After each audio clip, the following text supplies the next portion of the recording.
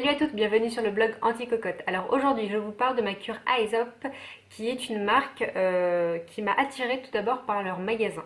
Leurs boutiques sont vraiment très jolies et leurs packaging sont à tomber. J'adore ce côté vert, ce côté, toutes les flocons voilà, sont en vert, leurs étiquettes ont l'air un peu comme ça, comme un médicament, quelque chose qui a été directement sorti du laboratoire. Ces petites choses m'ont vraiment attirée. Ensuite, ce que j'aime bien dans leur magasin, c'est qu'il y a des grands lavabos, des énormes lavabos où on peut tout tester en direct. Si on veut se laver le visage avec un produit, il n'y a pas de problème. On peut tester toutes les crèmes, se laver ensuite. C'est vraiment pratique. Et puis, leur accueil aussi, c'est vraiment, on arrive, on nous propose un thé, alors qu'on n'a rien acheté encore. Donc je trouve que c'est vraiment agréable. On se sent bien, on se sent en sécurité, alors que la jeune fille peut être une vendeuse. On a l'impression presque que c'est un chimiste, un médecin, parce qu'elle nous propose les choses, elle nous explique chaque plante, leurs vertus. Donc ça m'a vraiment attirée et je me suis dit, bah voilà, je vais tester Aesop en cure.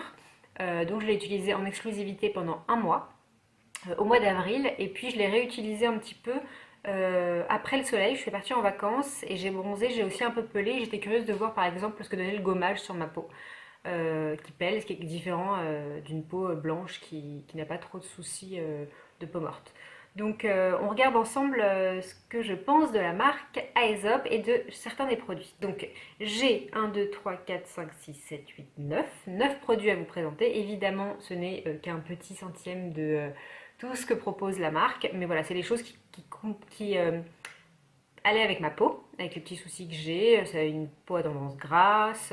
J'ai l'impression d'avoir un peu le teint terne de temps en temps. Alors là, je suis un peu bronzée, donc c'est pas le cas. Mais juste avant, j'avais un peu l'impression d'avoir la tête de quelqu'un qui n'est jamais parti en vacances depuis 1000 ans. Mais bon, c'était il y a 6 mois. Mais bon, vous savez, j'exagère un petit peu tout. On commence. Donc, on va commencer par un produit que j'adore, que j'emporte partout avec moi.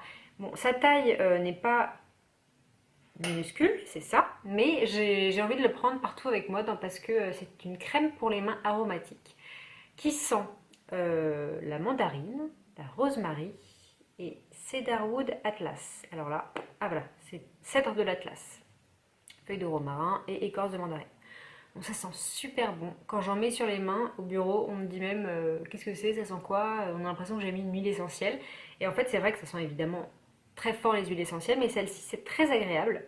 Alors il dit cette somptueuse formule à base d'agents hydratants issus des plantes, blablabla, appliquée sur les mains propres, insistant sur les cuticules et les zones sèches. Euh, voilà, aussi souvent que nécessaire. On peut aussi se masser les pieds le soir avant de se coucher avec. Donc j'ai juste adoré, ça s'appelle Résurrection aromatique, crème pour les mains. Donc l'odeur, super, et en plus ça ne colle pas. Là actuellement je l'ai mise et il n'y a pas du tout cet effet hyper désagréable qui est collant où on a l'impression qu'il faut s'essuyer les mains juste après parce que sous prétexte que c'est très hydratant, bah voilà, on a comme un film gras sur les mains, c'est vraiment très désagréable et on finit par ne plus mettre cette crème. Or là, elle est très légère, elle sent très bon, mais en fait, comme toutes les huiles essentielles, l'odeur elle est éphémère, donc elle va s'évaporer et puis on va plus qu'avoir une petite odeur de romarin, de mandarine, tout ça. Bah, voilà, ça sent très très bon, donc j'adore ce produit. Ensuite, pour rester dans les crèmes, j'ai eu un échantillon, il me semble que c'est un échantillon de ça, voilà. Parce qu'en fait, leurs échantillons ont cette tête d'habitude, donc c'est pour ça que je me pose la question. Mais c'est pour le corps, donc j'imagine que oui, c'est un échantillon. Mais avec ça, je ne l'ai même pas fini. Vous voyez, je suis à la moitié. Et j'ai pu en mettre pendant 7 jours, tous les soirs, après la douche, au soleil. Je l'ai amené dans ma valise. Et je me suis dit, bon, bah, je vais pouvoir tester 2 3 jours. Au moins, je pourrais vous en parler un petit peu. Bah, en fait, je peux vous en parler puisque j'ai pu m'hydrater tous les soirs avec pendant 7 jours. Et je peux encore, vu qu'il reste la moitié, le faire pendant 7 jours. C'est une crème qui m'a très agréablement surprise, tout simplement parce que quand je l'applique, la peau, comment expliquer? La peau sèche, enfin, il n'y a plus de crème quoi. Je la mets, et puis voilà, je l'étale, et puis en fait, je me souviens plus si j'ai mis de la crème parce qu'il ne reste plus rien, mais il y a un petit film doux. Donc on voit la différence entre une main qui en a eu et une main qui n'en avait pas eu, ou une cuisse, un coude, enfin peu importe. Et parce qu'il y a un petit film de satin très très doux, pas du tout gras, On n'a pas besoin d'étaler pendant des heures. En fait, quand on en met un peu, c'est vrai que c'est blanc, donc on fait comme ça, là, mais après, ça boit très très vite. C'est-à-dire que je peux le laisser blanc et aller faire mes affaires, ça va vite boire et devenir transparent, et laisser une petite couche satine qui n'est pas du tout grasse. Donc vraiment, hyper bluffé. Donc ça, c'est sûr que je vais l'acheter en grand format. Je pense que le grand format, il est grand comme ça à peu près. Et alors, il va me durer, je sais pas combien de temps, à mon avis, hein, parce que si celui-là me dure 2 semaines alors que c'est vraiment minuscule, voilà, donc ça, je suis aussi très très agréablement surprise. Mais Aesop m'a pas vraiment déçue, hein. Je suis contente d'avoir fait cette cure parce que j'ai découvert une super marque. Les prix sont un peu élevés, c'est vrai. Le budget total est assez élevé. Mais si on veut s'acheter deux trois choses, une petite routine visage, voilà, ça peut être pas mal de tester. Et puis les huiles essentielles, c'est aussi très très bon pour la peau. Je continue.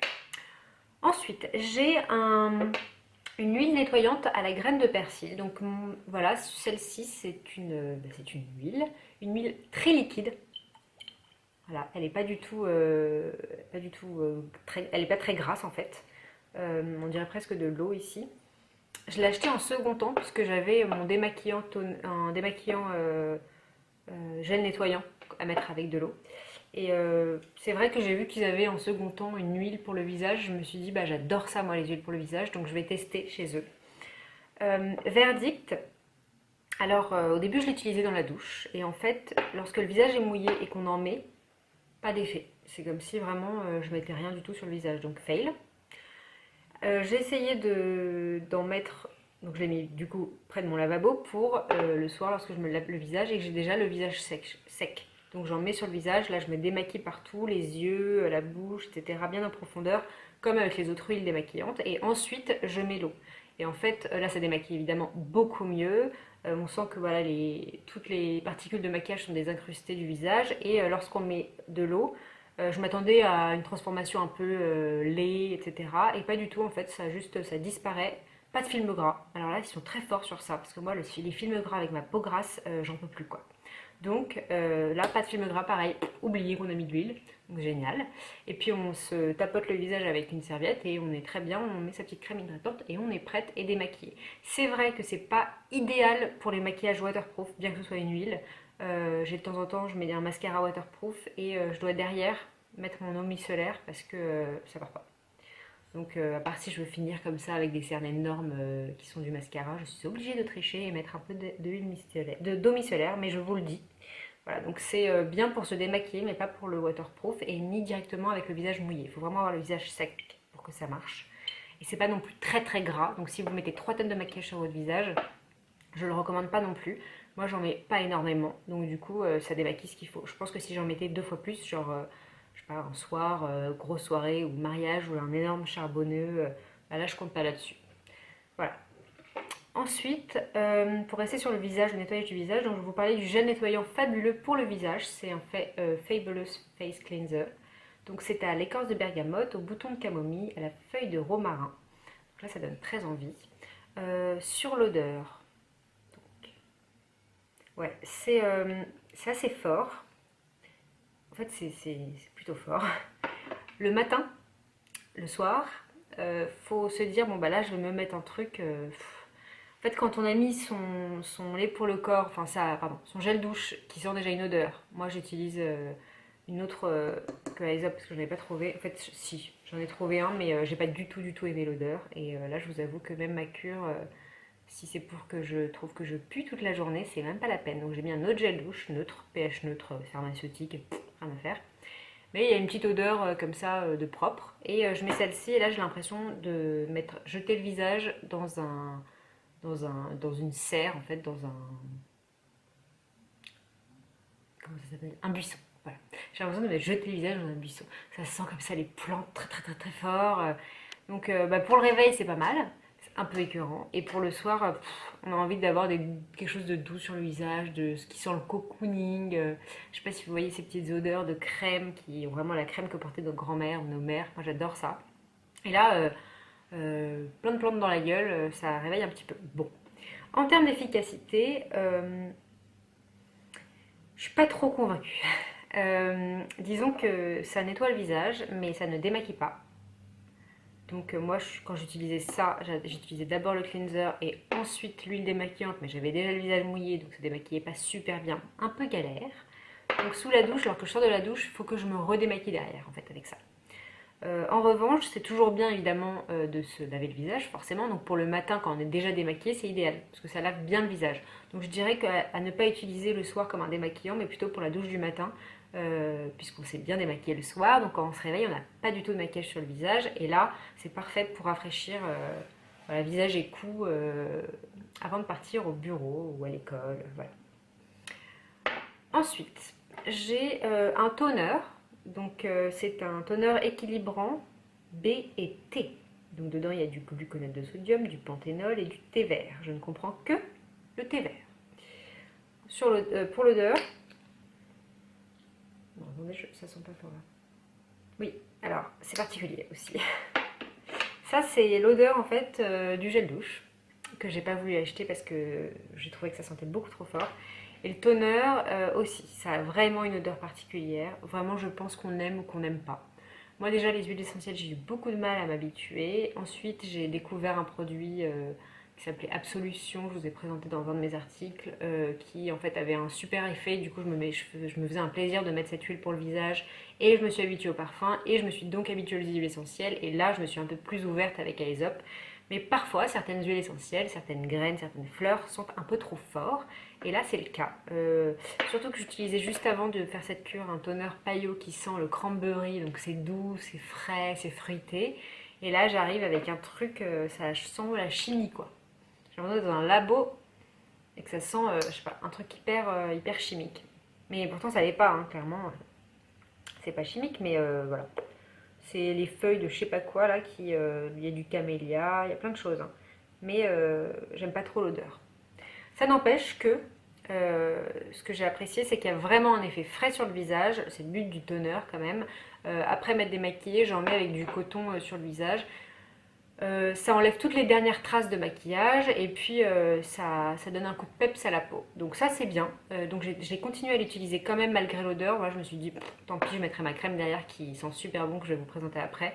Et puis ça, je vais oublier cette odeur et en effet ça s'évapore très très vite. Donc on arrête d'être traumatisé, on arrête de parler de cette odeur. Bon.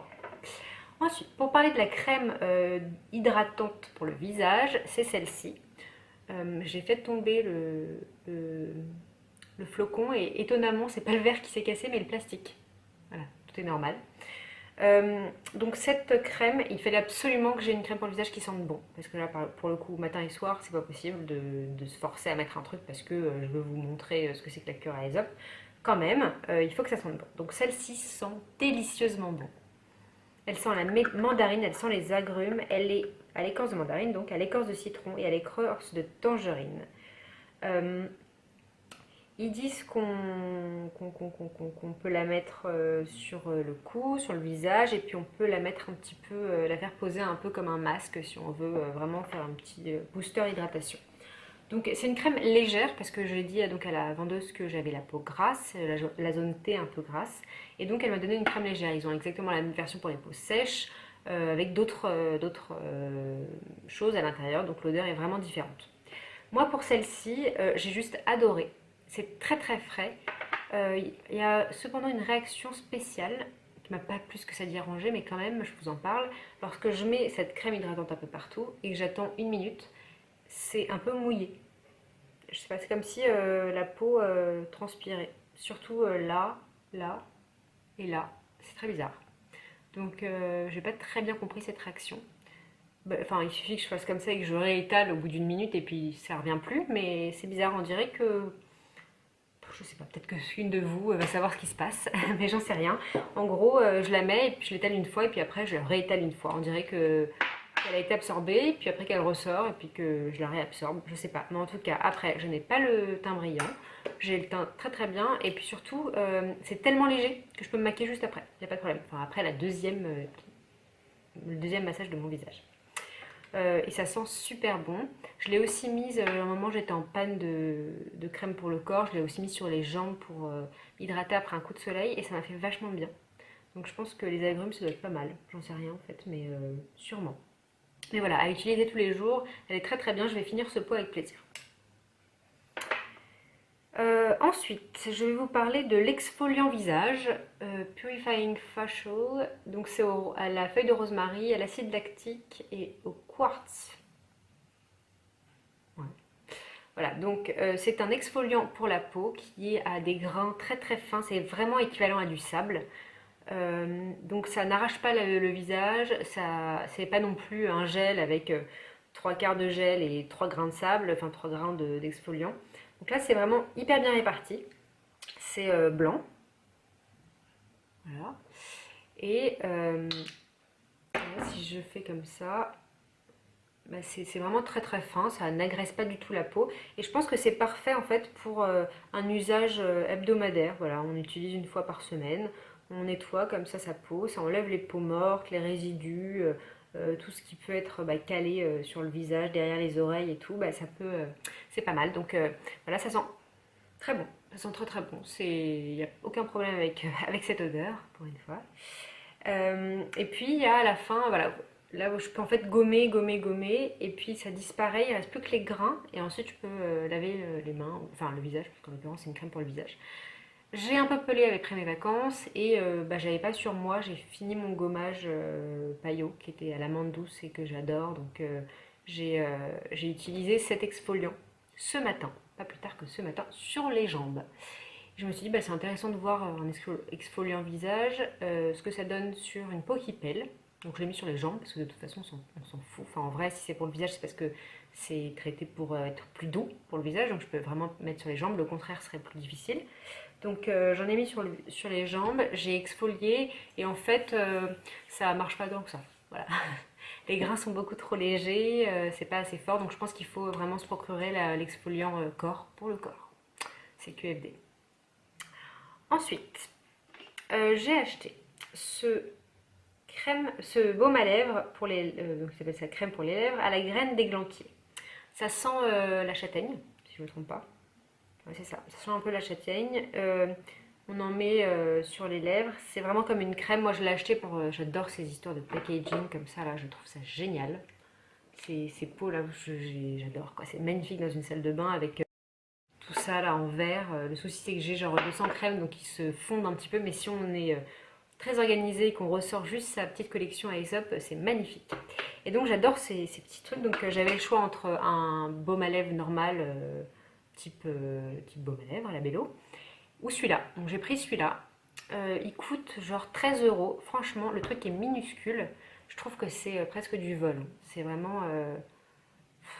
Genre quand tu le mets, il faut vraiment savoir si l'investissement va bien, si c'est pas mieux de mettre un labello, parce que là, les lèvres, elles sont pas vraiment besoin d'être hydratées. Enfin, 13 euros, je sais même pas combien ça fait le millilitre, sachant qu'il y a 6 millilitres à l'intérieur. Donc voilà, ça fait un peu cher le millilitre. J'ai pas trop aimé en plus d'ailleurs. Il y a des huiles de noix et tout à l'intérieur, je suis en train de dire. J'ai pas trop aimé parce que bah, c'est vraiment une crème. Bon, ils le disent, hein, on va dire qu'ils nous ont pas menti. Mais moi, j'avais besoin de quelque chose, d'un petit corps gras qui reste sur les lèvres. Et là, lorsque je fais comme ça à mes lèvres, et bah, hop, plus rien. J'ai l'impression d'avoir rien mis.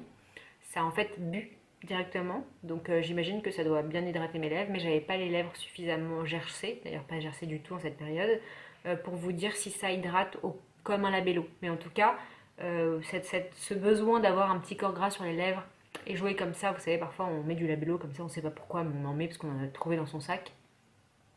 Et ça, bah, il n'y a pas cet effet. Vraiment, on sent plus rien. Donc pour celles qui veulent hydrater leurs lèvres mais qui détestent sentir quoi que ce soit sur leurs lèvres, elles veulent avoir les lèvres exactement comme si elles n'avaient rien mis, bah alors ça pour le coup c'est idéal. Voilà. Et je vais vous parler du dernier truc, le truc le plus marrant. C'est des gouttes anti-odeur de merde qu'ils appellent Post-Poo Drops. Et c'est fait en collaboration avec APC. C'est la marque de jeans et chaussures et tout, vous connaissez.